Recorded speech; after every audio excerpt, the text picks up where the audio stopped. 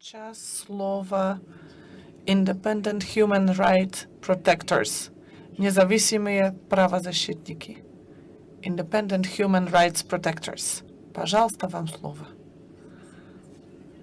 Представление мне слова. Я Мазмахон Кадырова, таджикская адвокат, независимая правозащитница. Дамы и господа, хочу напомнить, сегодня особенно хотела бы напомнить представителям Таджикистана, но я, как вижу, их в зале сегодня нету. Походу, постеснялись.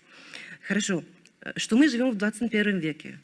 По вашим уверениям, в демократической стране граждане должны обладать всеми правами, а именно право на жизнь и свободу, труд и отдых, образование и здравоохранение, политические и гражданские права и право на критику.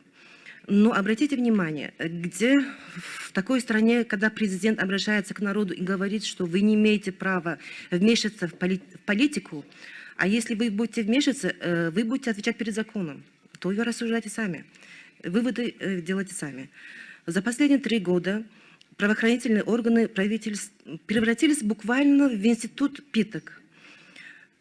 Если раньше права наших мужчин в основном нарушались со стороны государства, а права наших женщин нарушались их мужами и традициями, то смотрите, сейчас уже наши женщины в руках нашего правительства, а особенно в правоохранительных органах, превратились в орудие для мести.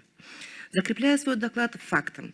Шахида Мамаджанова, мать проживающего в Германии блогера Шерзода Мамаджонова, критика. Власти суда района Исмаили Самани приговорили к 6 годам колонии по обвинению в призыве к насильственной смене государства устроить.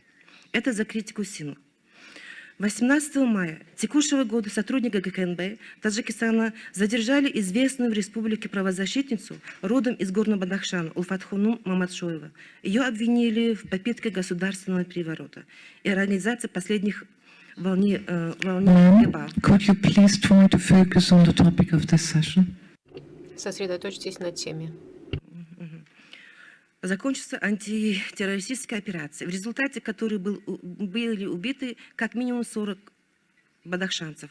Суд приговорил ее к 25 годам тюремного заключения. Судебный процесс над ней за закрытыми дверями. В Таджикистане буквально все судебные процессы происходят за закрытыми дверями из-за нехватки их фактов.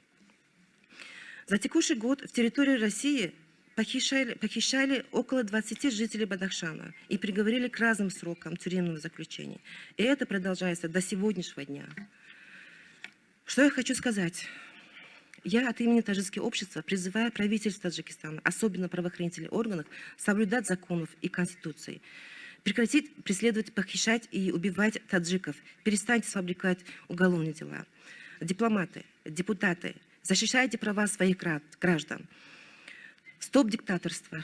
Поднимайте свои руки, свои кровавые руки со своих граждан. Я закончила. Спасибо.